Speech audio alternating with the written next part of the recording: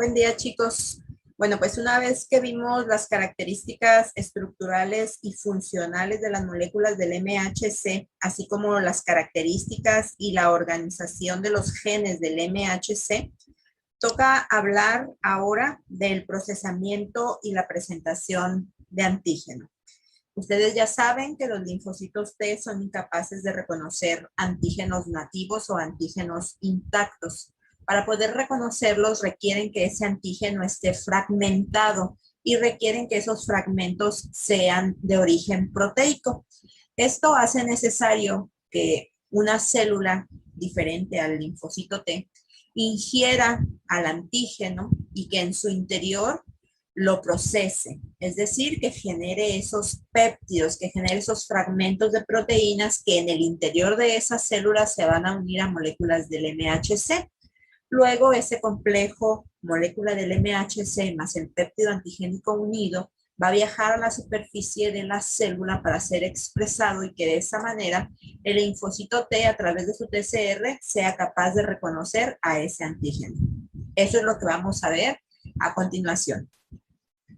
Retomando lo que hemos visto en clases pasadas, sabemos que los linfocitos B son capaces de reconocer antígeno en su estado nativo, contrario a lo que sucede con los linfocitos T.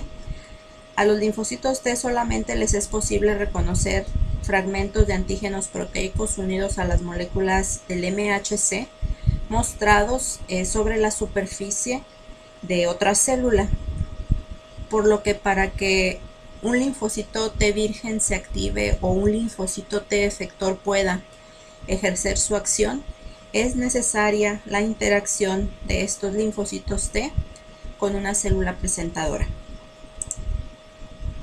Esa célula presentadora puede ser cualquier célula del organismo que se haya infectado, por ejemplo, con un virus. Sabemos que todas las células nucleadas pueden presentar antígeno, ya que expresan moléculas del MHC clase 1. También sabemos que a estas células no se les conoce como células presentadoras de antígeno, sino que se les llama células blanco o células diana, ya que cuando el antígeno se presenta unido a molécula del MHC de clase 1, será un linfocito T citotóxico el que lo reconozca, y la función de los linfocitos T citotóxicos es acabar con el problema de raíz, ya que esta célula elimina al antígeno, pero también elimina a la célula infectada. Como la célula infectada se convierte en el blanco de los linfocitos T citotóxicos, pues por eso se les denomina células blanco o células diana. También existen las denominadas células presentadoras de antígeno profesionales, que van a mostrar al antígeno en el contexto de clase 2. Y esta presentación se la harán a los linfocitos T CD4 positivos o cooperadores, los cuales van a ayudar a esta célula a eliminar la infección sin que la célula presentadora sea eliminada. Solamente el agente infeccioso va a ser destruido.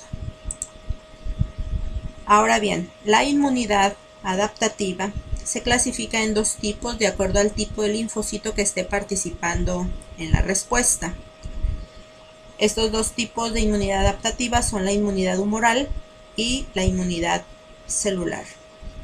Los linfocitos B y los anticuerpos son el principal mecanismo de defensa con el que contamos contra patógenos de tipo extracelular. Sin embargo, los anticuerpos son incapaces de introducirse a una célula infectada y ejercer algún tipo de acción sobre el microorganismo intracelular. En ese caso de microorganismos intracelulares, el principal mecanismo de defensa es la inmunidad celular, que incluye a los linfocitos T, tanto cooperadores como linfocitos T citotóxicos.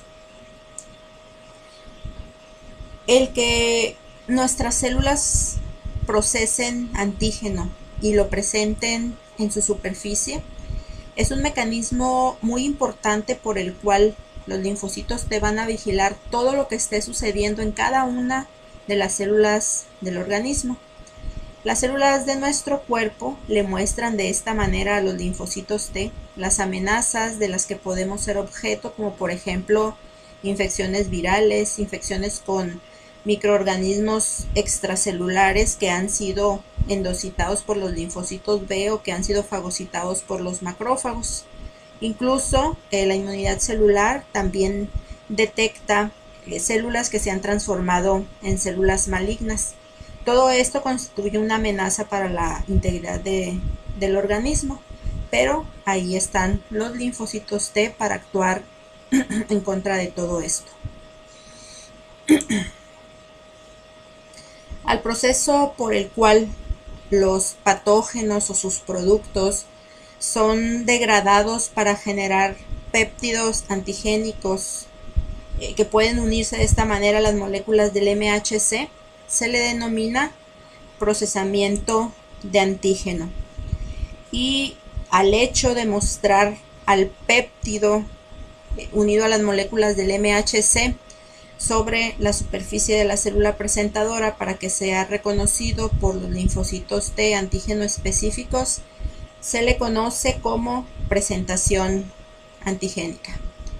Como vemos en esta imagen y como ustedes recordarán, la presentación de antígeno y el reconocimiento de ese péptido por el TCR de los linfocitos T constituye la primera señal que es necesaria para la activación de los linfocitos T.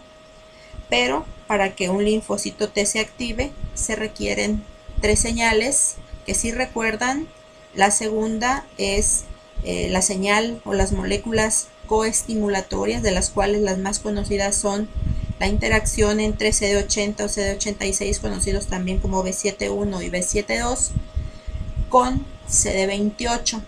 Es una de las moléculas, es una de las interacciones de moléculas coestimulatorias más importante, pero no es la única. La tercera señal que se requiere para la activación de los linfocitos T es la interacción de las citocinas producidas por la célula presentadora con los receptores que existen para ellas sobre la superficie de los linfocitos T. La señal 1 y la señal 2 tienen que ver con la proliferación de los linfocitos T, mientras que la tercera señal tiene que ver con el proceso de diferenciación de este linfocito a un linfocito efector. Si estamos hablando de que este es un linfocito T virgen, la célula presentadora será una célula dendrítica. Cuando este linfocito se transforma en un linfocito efector, otra célula presentadora de antígeno, como por ejemplo los linfocitos B o los macrófagos, podrán presentarle antígeno a este linfocito T efector, porque estamos hablando de un linfocito TCD4. En el caso de que sea un linfocito TCD8 positivo o citotóxico virgen, será también una célula dendrítica la encargada de presentar el antígeno para poder activarlo. Y cuando ese linfocito CD8 positivo ya sea un linfocito T efector, cualquier célula nucleada infectada será capaz de presentarle el antígeno en el contexto de clase 1. Para que el procesamiento y la presentación se lleven a cabo, el primer paso será la introducción del antígeno a la célula presentadora. Posteriormente, las proteínas del antígeno deben de ser degradadas en péptidos, y una vez que los péptidos han sido generados, estos deben asociarse a las moléculas del MHC clase 1 o clase 2 según corresponda. La degradación y la asociación de los péptidos generados a las moléculas del MHC ocurre en el interior de la célula presentadora del antígeno. Una vez que el complejo molécula del MHC péptido antigénico está formado, este complejo viaja a la superficie de la célula para ser mostrado y que los linfocitos T específicos reconozcan al antígeno. ¿Quiénes participan en el procesamiento y la presentación de antígeno? Bueno, hay participación tanto de células como de moléculas. Entre las células que participan en el procesamiento y la presentación de antígeno tenemos evidentemente a las células presentadoras de antígeno, que se abrevia como CPA en español, o bien como APC por sus siglas en inglés. Hay participación también de células nucleadas infectadas o células blanco. Hay participación de linfocitos T, tanto CD4 como CD8 positivos. Y a nivel molecular participan pues las moléculas del MHC, que se encargarán de unir y mostrar al péptido antigénico, el TCR, que es el encargado de reconocer al péptido presentado, moléculas coestimulatorias necesarias para la activación de los linfocitos, así como proteínas y proteasas que participan en el mecanismo de degradación antigénico. Podemos definir a las células presentadoras de antígeno como células que muestran en su superficie al antígeno, a los linfocitos T, y lo presentan en una forma en la que los linfocitos T puedan reconocer a esos antígenos. Una célula presentadora de antígeno debe de ser capaz, primero que nada, de internalizar al antígeno, luego procesarlo en péptidos y expresarlos en su superficie asociados o unidos a las moléculas del MHC clase 1 o de clase 2. Cuando sea un linfocito T CD4 positivo o cooperador el que esté reconociendo al péptido antigénico mostrado por la célula presentadora de antígeno, todo será felicidad, porque los linfocitos T van a proporcionarle citocinas a la célula presentadora de antígeno para que esta célula pueda eliminar al antígeno. Pero cuando sea un linfocito T citotóxico o CD8 positivo, la célula presentadora de antígeno tristemente será eliminada junto con el patógeno infectante. En esta diapositiva vamos a observar el papel que desempeñan las células presentadoras de antígeno en la respuesta de los linfocitos T.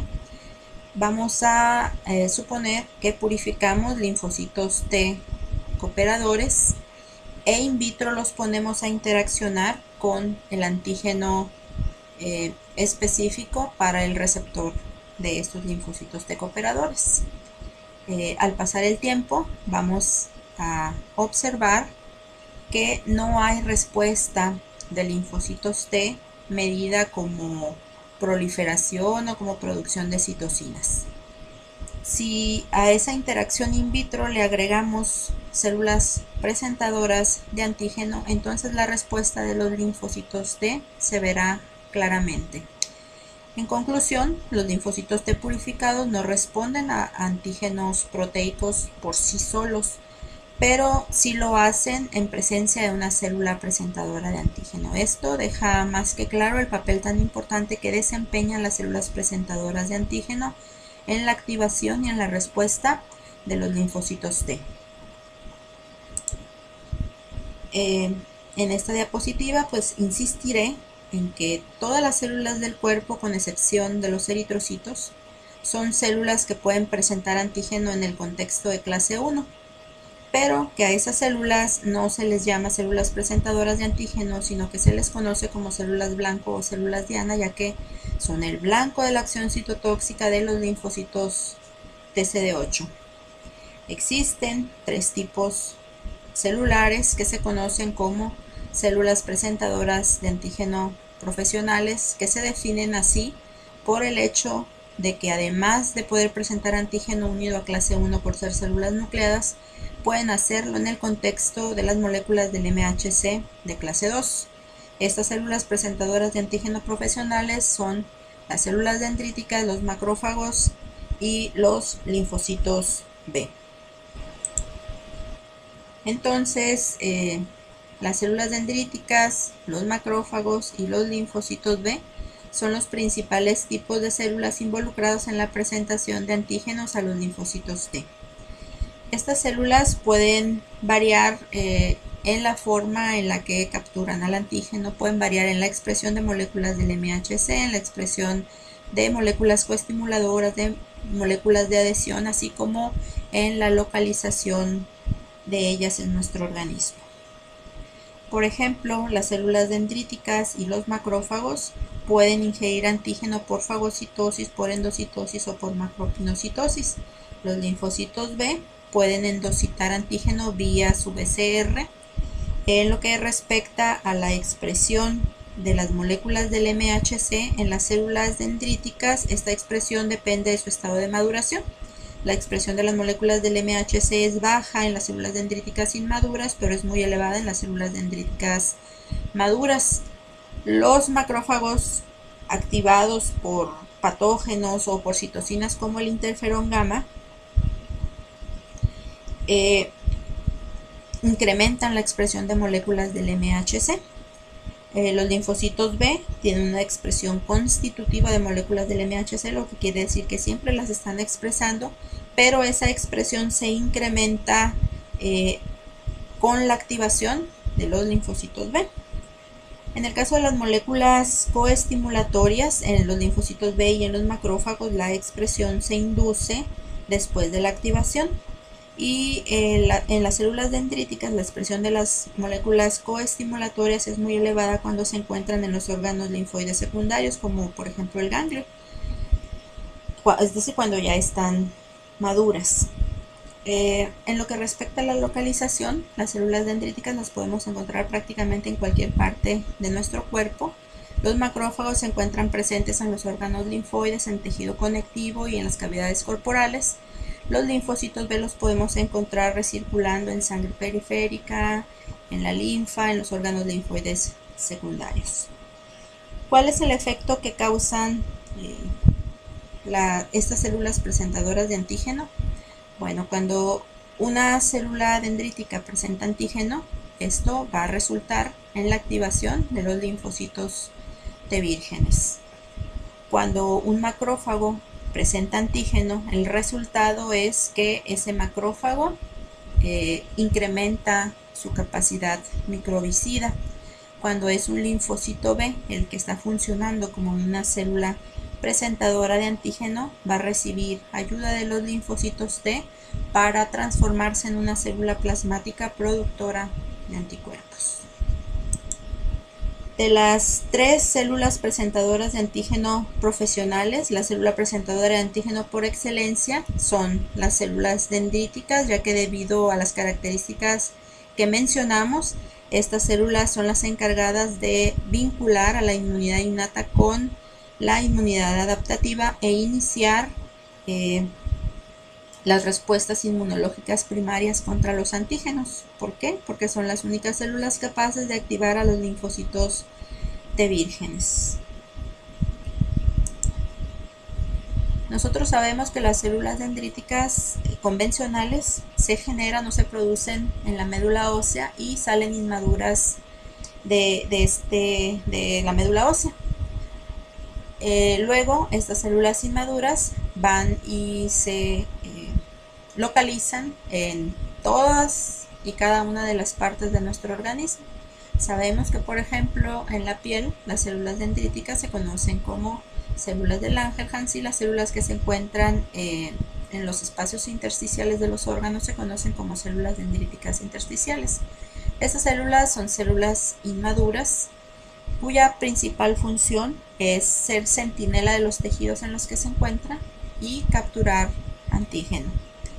Una vez que capturan antígeno, estas células inician con su proceso de maduración, se desprenden, por ejemplo, del epitelio, en el caso de que sean células de Langerhans, se introducen a los vasos linfáticos y se dirigen a órganos linfoides secundarios como los ganglios. En ese trayecto, la célula dendrítica va madurando y se va transformando en una célula presentadora de antígeno profesional. Células inmaduras y células maduras poseen características diferentes, como ya lo mencionamos, pero aquí lo vamos a volver a decir. Por ejemplo, una célula dendrítica inmadura tiene como principal función capturar antígeno. Por lo tanto, los receptores o los PRRs con los que cuentan, pues es elevado, porque su función capturar antígeno mediante esos PRRs. La expresión de las moléculas que se encuentran involucradas en la activación del linfocito, como por ejemplo las moléculas coestimulatorias, cuando la célula dendrítica es inmadura, pues es bajo o nulo. En lo que respecta a las moléculas del MHC, pues la expresión de estas moléculas en la superficie de la célula no es muy elevado, ni tampoco la semivida que tienen esas moléculas del MHC en la superficie de la célula. Todo esto va a cambiar cuando la célula dendrítica madura y cuando ya se encuentra en los órganos linfoides secundarios lista para presentar el antígeno. Ahí su función es precisamente esa, presentar el antígeno a los linfocitos T. Por lo tanto, disminuye la expresión de receptores necesarios para capturar antígeno. La expresión de las moléculas que estén involucradas tanto en la activación como en la presentación incrementará.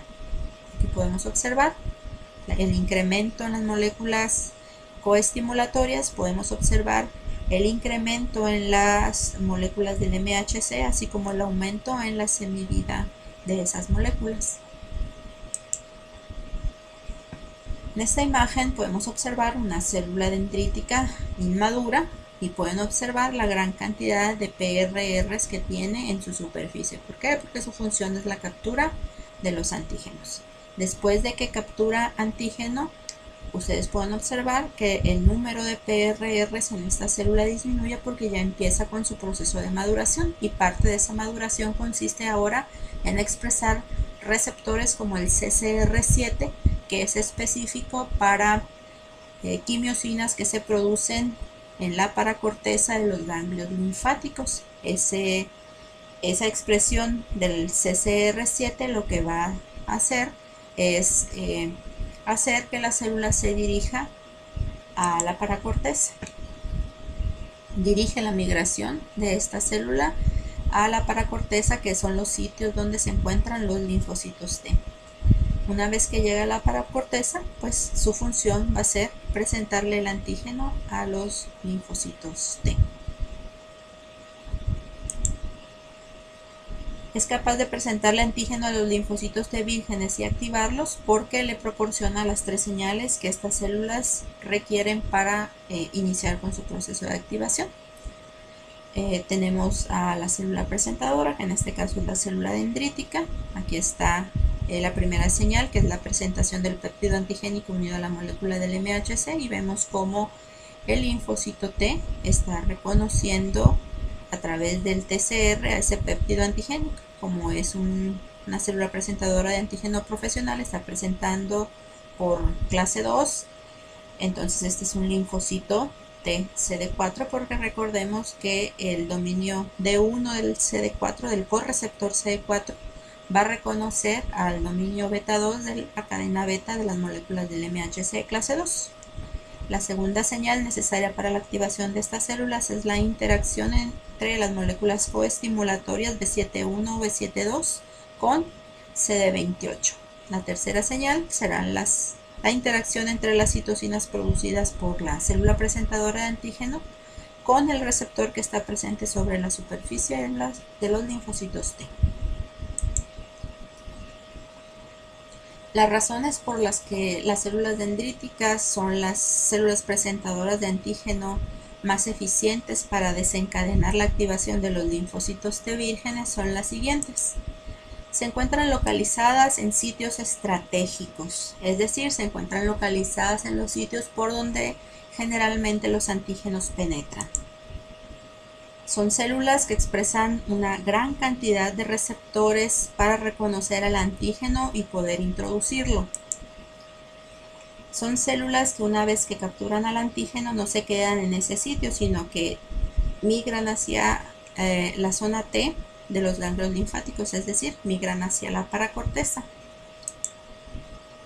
Estas células dendríticas que llegan a la paracorteza de los ganglios, que son los sitios de los linfocitos T, llegan ya maduras y con todo lo necesario para poder estimular y darle las 3 señales que necesitan a los linfocitos T vírgenes. Y también pues poseen moléculas del MHC de clase 1 y de clase 2 a las cuales se van a unir los péptidos que van a ser presentados. Lo que vamos a ver a continuación es cómo se generan los péptidos y cómo se unen a las moléculas del MHC. También vamos a estudiar qué es lo que determina que el péptido generado se una a moléculas del MHC de clase 1 a moléculas del MHC de clase 2. Por último, recordaremos a qué subconjunto de linfocitos T va a ser presentado el péptido unido a la molécula del MHC. Para abordar estos puntos, recordemos que los patógenos pueden clasificarse en extracelulares e intracelulares dependiendo del sitio de multiplicación. Ejemplo de patógenos extracelulares son las bacterias, toxinas, algunos parásitos, y de patógenos intracelulares, los virus, algunas bacterias como listeria, clamidia, entre otras. Cuando estos patógenos infectan a nuestras células, pueden localizarse en uno de dos compartimentos principales separados por membranas. Pueden localizarse directamente en el citosol de la célula o bien pueden estar contenidos dentro de una vesícula. En el caso de los patógenos de tipo intracelular, estos se localizan en el citoplasma de la célula, por lo cual se conocen como patógenos citosólicos o bien como antígenos endógenos. Las bacterias, toxinas y parásitos extracelulares pueden ser ingeridos por nuestras células por fagocitosis o por endocitosis. En ese caso, los patógenos se encontrarán al interior de la célula contenidos o limitados en una vesícula que se denomina fagosoma o endosoma. A los patógenos de este tipo se les llama patógenos intravesiculares o bien antígenos exógenos. Vamos con el primer paso en el procesamiento, que es la introducción del antígeno a la célula presentadora. La célula presentadora puede ingerir antígeno por fagocitosis o por endocitosis. Aquí tenemos una figura en la que podemos suponer que esta célula que está aquí es un macrófago. Ese macrófago puede ingerir antígeno a través de un proceso llamado fagocitosis, el cual puede ser mediado por los PRRs que ese fagocito tiene en su superficie y que reconocen diversos PAMs del antígeno. El macrófago también puede realizar fagocitosis facilitada cuando ingiere antígenos que se encuentran opsonizados con C3b o con anticuerpos, ya que este fagocito tiene sobre su superficie receptores específicos para el C3b o para la porción Fc del anticuerpo. En ese caso, en cualquiera de los tres, el antígeno quedará localizado al interior de la célula dentro de una vesícula llamada fagosoma.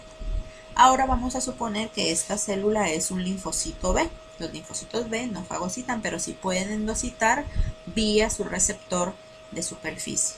En este caso, el antígeno que ha sido ingerido quedará localizado dentro de una vesícula que ahora se denomina endosoma. Las células de nuestro organismo también pueden ingerir antígeno a través de pinocitosis y en ese caso las partículas ingeridas quedarán localizadas dentro de una vesícula que se conoce como pinosoma.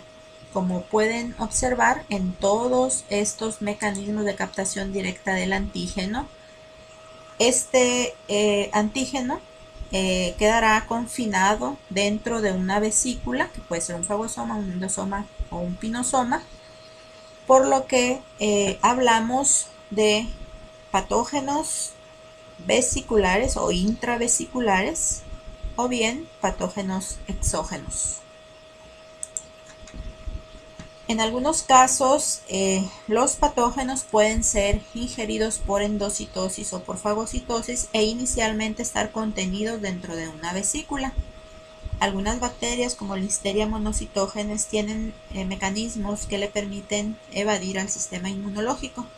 Esta bacteria puede producir proteínas que le permiten escaparse desde el fagosoma hacia el citosol de la célula. En este caso tenemos un patógeno que inicialmente era intravesicular, pero que logra escaparse del fagosoma y se convierte en un patógeno ahora citosólico o endógeno. En el caso de los virus que inyectan su material genético a todas las células nucleadas de nuestro organismo, tenemos que ese es un patógeno citosólico o endógeno, ya que recordemos que el genoma inyectado puede insertarse en el genoma de la célula y utilizar la maquinaria de replicación de la misma para generar nuevas partículas virales, y las proteínas virales se encontrarán libres en el citosol de esta célula. En resumen, podemos decir que la introducción del antígeno a las células presentadoras de antígeno puede llevarse a cabo a través de fagocitosis, endocitosis, inyección de material genético o bien escape del fagosoma. ¿Qué células fagocitan? Pues fagocitan los macrófagos. ¿Qué es lo que pueden fagocitar los macrófagos? Antígenos como por ejemplo bacterias. Al fagocitar bacterias, el macrófago las tendrá contenidas dentro de una vesícula conocida como fagosoma. ¿Quién o qué tipo de célula puede endocitar antígeno? Los linfocitos B. Cuando el linfocito B endocite un antígeno, lo va a tener también contenido dentro de una vesícula que ahora se va a llamar endosoma. A todas las células de nuestro cuerpo se les puede inyectar material genético. O sea, los virus pueden inyectarle material genético a todas las células con núcleo de nuestro organismo. En ese caso, las proteínas virales se encontrarán libres en el citosol de esa célula. Algunas bacterias que inicialmente entran a la célula y por fagocitosis y están contenidas dentro de una vesícula, pueden escaparse de esa vesícula e irse a residir y multiplicarse en el citosol de la célula, por lo que las proteínas de esta bacteria se encontrarán libres en el citosol de la célula. ¿Y por qué es importante que conozcamos la localización del patógeno dentro de la célula presentadora de antígeno? Bueno, pues porque dependiendo del sitio o el compartimento en donde el antígeno se encuentra, será la vía de procesamiento que se utilice para generar los péptidos antigénicos. Si el antígeno se encuentra en el citosol, la vía de procesamiento que se va a utilizar para generar los fragmentos será el procesamiento endógeno, conocido también como proteasomal. Y en el caso de que los antígenos se encuentren confinados dentro de una vesícula, el procesamiento que se llevará a cabo para generar los péptidos antigénicos se llama procesamiento exógeno o lisosomal. Dependiendo también de la localización del patógeno, el péptido generado se unirá a moléculas del MHC o bien a moléculas del MHC clase 1, o bien a moléculas del MHC de clase 2. Si el péptido se generó a partir de un antígeno citosólico o endógeno, ese péptido se unirá a moléculas del MHC clase 1, pero si el péptido se generó a partir de un antígeno que se encontraba dentro de una vesícula, ese péptido se unirá a moléculas del MHC clase 2. Por lo tanto, podemos decir que existen dos vías de procesamiento dependiendo de dónde se encuentre localizado el patógeno. Si el patógeno se encuentra localizado libre en el citosol de la célula, ese patógeno va a ser procesado por la vía endógena, proteasomal o del MHC de clase 1. Endógena se llama pues porque es un patógeno endógeno. Proteasomal porque quien va a generar los péptidos es un complejo multicatalítico llamado proteasoma, o también se conoce como vía de procesamiento de clase 1 porque los péptidos generados se van a unir a clase 1. La otra vía de procesamiento es la vía exógena, lisosomal o del MHC de clase 2. En este caso, los patógenos que entran a procesarse por esta vía son los que se encuentran dentro de las vesículas y que fueron ingeridos por fagocitosis o por endocitosis principalmente. Los péptidos que se generen como resultado del procesamiento por esta vía se asociarán a moléculas del MHC de clase 2.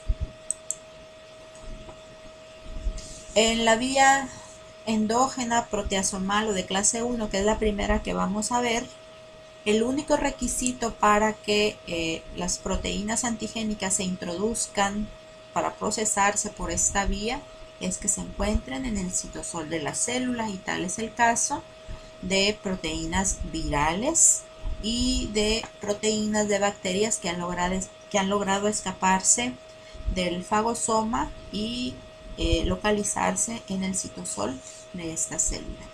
Si estamos diciendo que el único requisito para que las proteínas puedan procesarse mediante esta vía, entonces las proteínas propias de la célula también van a entrar a esta vía de procesamiento, porque nuestras proteínas se encuentran en el citosol de la célula. Estas proteínas se procesan, los fragmentos se unen a moléculas del MHC de clase 1 e incluso ese complejo molécula del MHC péptido antigénico es expresado sobre la superficie de esta célula nucleada sana. Pero no hay, en teoría o en condiciones normales, no hay linfocitos T que tengan receptores que reconozcan péptidos propios. Cuando esta célula nucleada deja de ser una célula sana y se infecta con un virus, por ejemplo, ahora además de las proteínas propias libres en el citosol, habrá también proteínas del virus.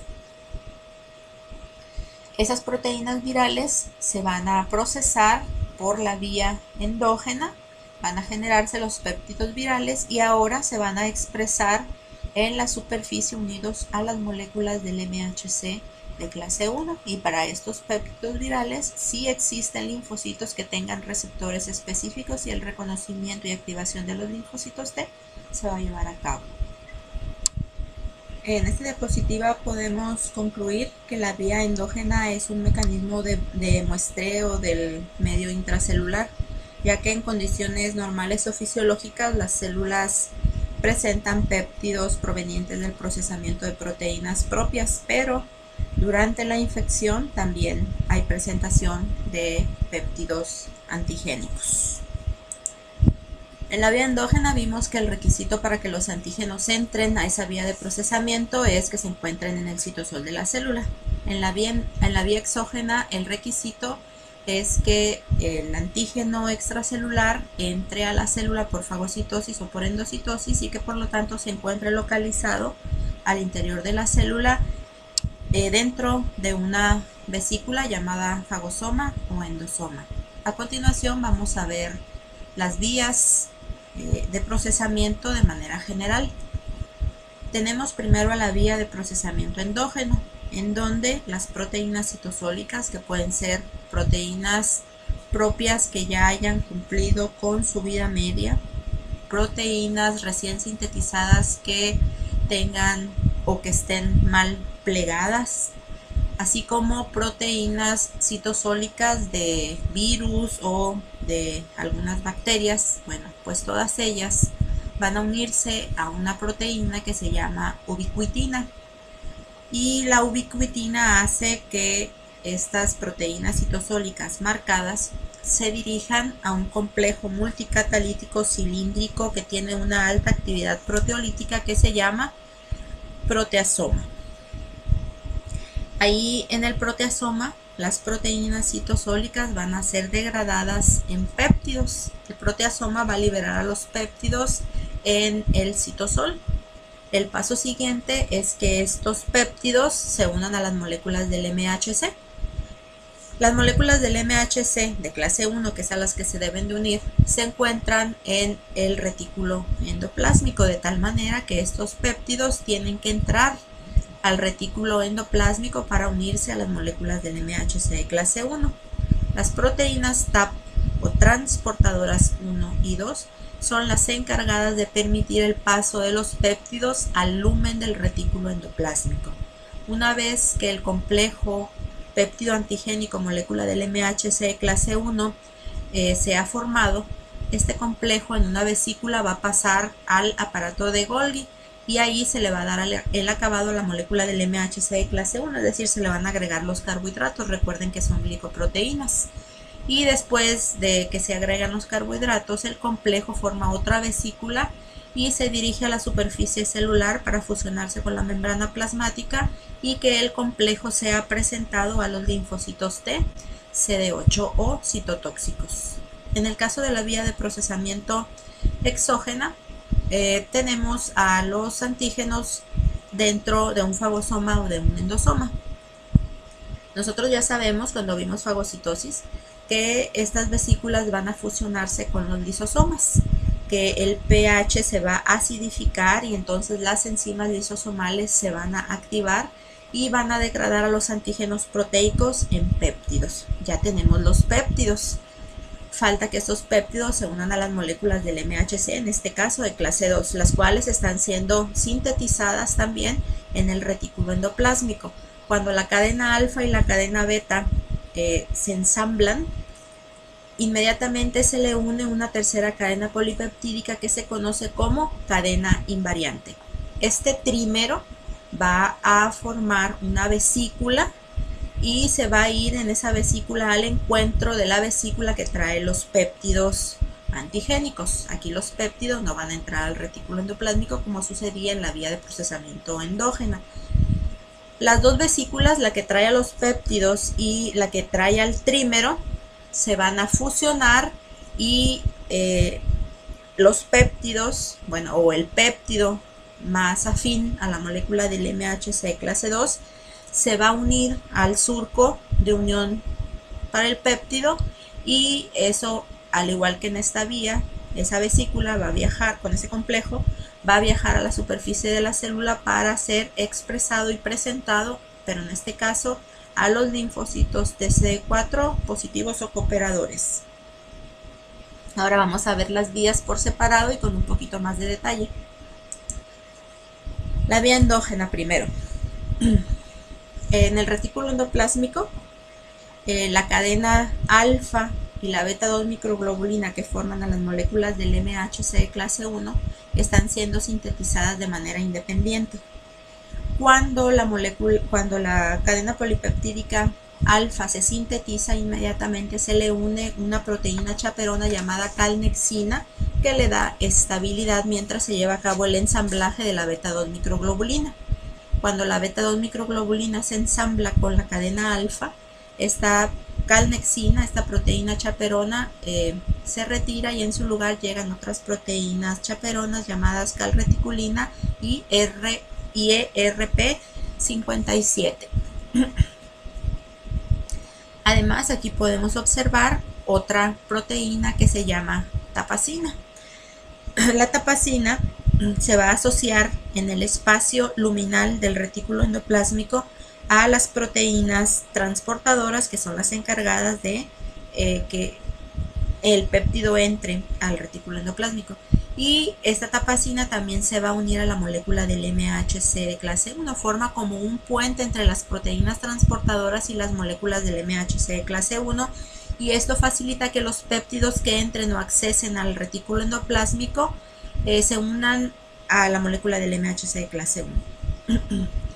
Por su parte, en el citosol de la célula pues se encuentran las proteínas propias y también se encuentran las proteínas antigénicas que ya habíamos mencionado. Proteínas propias que ya hayan cumplido con su vida media, proteínas propias que estén recién sintetizadas pero que tengan problemas de plegamiento, o proteínas antigénicas van a unirse a la ubiquitina y esto las va a dirigir hacia el complejo multicatalítico del que hablábamos, llamado proteasoma. Las proteínas entran al proteasoma y se degradan en péptidos de aproximadamente 8 a 16 aminoácidos con extremos carboxilo terminal básicos o hidrófobos. Estos péptidos son liberados por el proteasoma en el mismo citosol de la célula. Estos péptidos entran al retículo endoplásmico donde se encuentran las moléculas del MHC de clase 1 gracias a las proteínas transportadoras TAP1 y TAP2 con gasto de energía. Aquí en el retículo endoplásmico se encuentra una proteína que se llama ERAP ERAP significa aminopeptidasa asociada al procesamiento de antígeno en el retículo endoplásmico. Y la función que tiene ERAP es degradar proteolíticamente a los péptidos que tienen una longitud mayor a la que se requiere para que el péptido se pueda unir a moléculas del MHC de clase 1. Recuerden que los péptidos que se unen aquí deben de tener una longitud aproximada de 7 a 9 aminoácidos, y el proteasoma me está generando péptidos que pueden llegar a tener una longitud de más o menos 15 aminoácidos. Entonces ERAP se encarga de darles el tamaño o la longitud adecuada a esos péptidos para que se puedan unir a la molécula del MHC de clase 1. Cuando el péptido idóneo se une a la molécula del MHC de clase 1, se forma, todas las proteínas chaperonas son removidas y el complejo MHC clase 1, péptido antigénico, forma una vesícula, pasa al aparato de Golgi, se agregan los carbohidratos y luego el complejo forma otra vesícula del aparato de Golgi y se va a la superficie para ser expresado.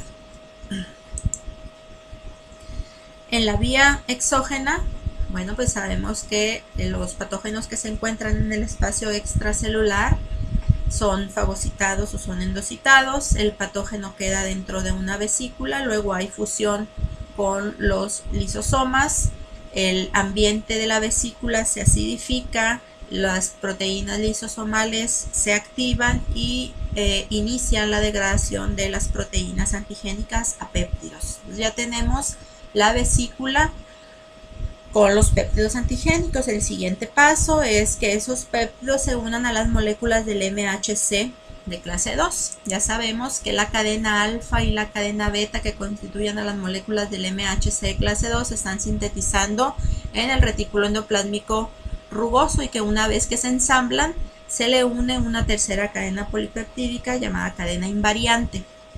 La cadena invariante tiene varias funciones. La primera es darle estabilidad a la molécula del MHC de clase 2.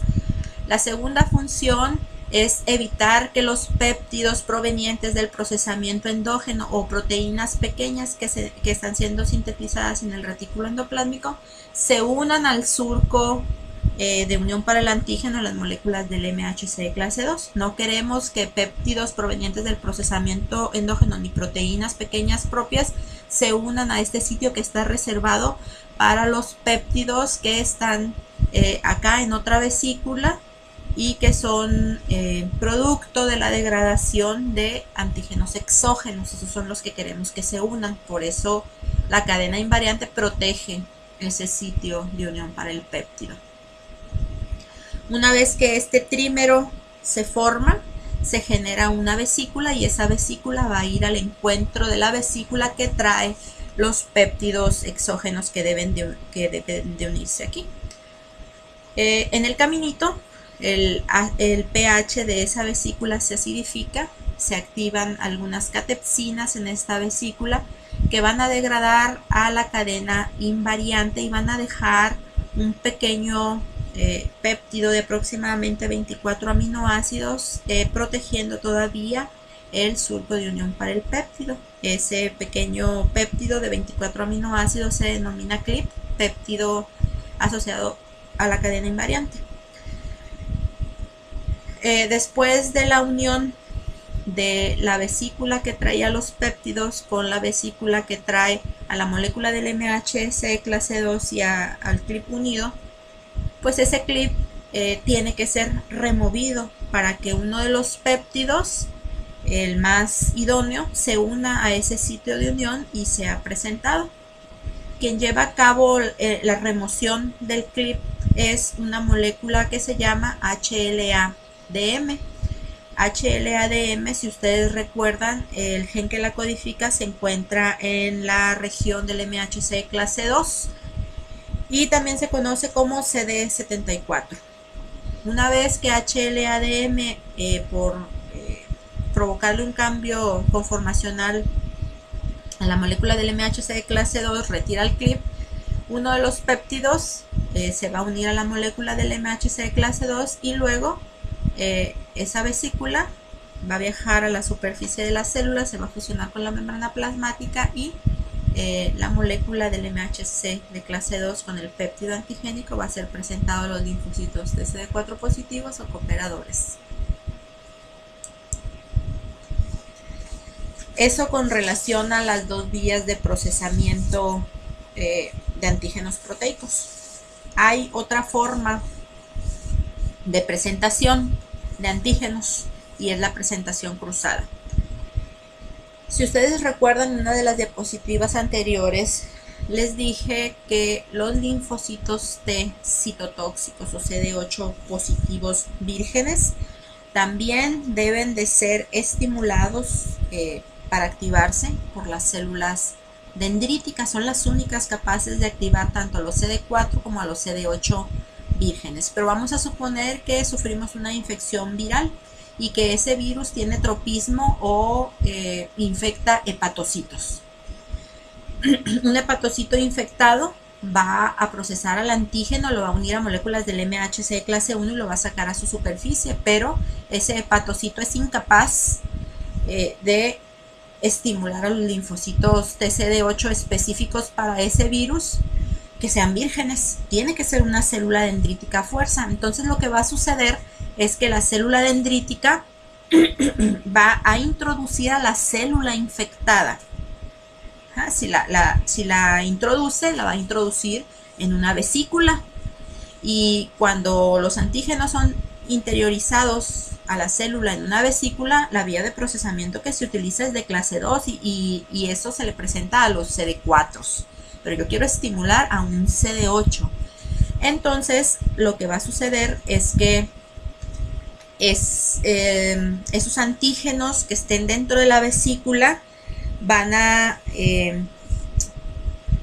translocarse al citosol de la célula, y de esta manera se va a conseguir que los linfocitos TCD8 vírgenes sean estimulados por las células dendríticas, que son las que les van a brindar las señales necesarias para iniciar la respuesta de esos linfocitos TCD8 vírgenes. Al momento de que se translocan al citosol, pues ya van a seguir la vía de procesamiento endógeno, se van a unir a moléculas del MHC de clase 1 y de esta manera la dendrítica ya puede activar a los linfocitos TCD8 específicos para ese virus unido a las moléculas del MHC de clase 1. Y ya por último vamos a ver la presentación a los diferentes subconjuntos de linfocitos T. Si tenemos un antígeno citosólico que fue procesado por la vía endógena o de clase 1 o proteasomal, los fragmentos generados se van a unir a moléculas del MHC de clase 1 y van a ser presentados. ¿A quién? A un linfocito TCD8. ¿Qué es lo que va a hacer ese linfocito TCD8 con la célula presentadora? La va a matar. Va a matar a la célula diana que está presentando al antígeno. Ahora, si es un macrófago el que fagocitó a un antígeno, bueno, pues ese antígeno que se encuentra dentro del fagosoma va a ser procesado por la vía exógena, lisosomal o de clase 2, y los fragmentos se van a unir a moléculas del MHC de clase 2 y van a ser presentados a los linfocitos T cooperadores de clase TH1. Porque los TH1 son los que le van a proporcionar al macrófago la citosina necesaria, que es el interferón gamma, para que este macrófago se active e incremente todas sus capacidades microbicidas y de esta manera puede eliminar al antígeno. En el caso que sea un linfocito B el que endocitó un antígeno y lo depositó en su interior en un endosoma, ese antígeno va a ser procesado de igual manera por la vía exógena, lisosomal o de clase 2. El fragmento antigénico generado se va a unir a moléculas del MHC de clase 2 y va a ser presentado en este caso un linfocito cooperador, pero de tipo TH2, para que este linfocito TH2 le dé las citocinas interleucina 4, 5, 10, 13 a este linfocito B para que se transforme en una célula plasmática productora y secretora de anticuerpos, y que esos anticuerpos a su vez vayan, busquen al antígeno y favorezcan o promuevan su eliminación.